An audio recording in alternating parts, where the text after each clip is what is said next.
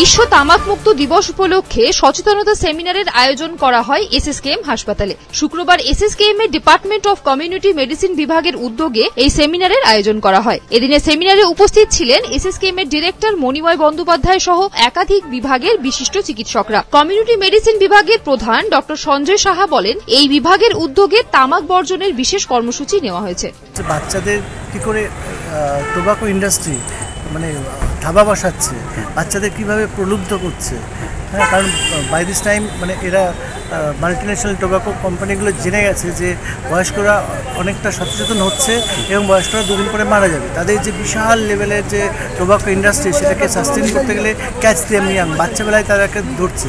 School কলেজের বাচ্চাদের মধ্যে এই টোবাকো খাওয়ার প্রবণতা প্রচুর বেড়ে গেছে, কারণ তাদেরকে বিভিন্ন রকম চকলেটের মোড়কে, হ্যাঁ, ললিপপের মোড়কে তাদেরকে বিভিন্ন খেলার ছলে তাদেরকে টোবাকোগুলো তারা পরিবেশন। মেডিসিন না, এটা টোটাল একটা থেরাপি, শুধু মেডিসিন।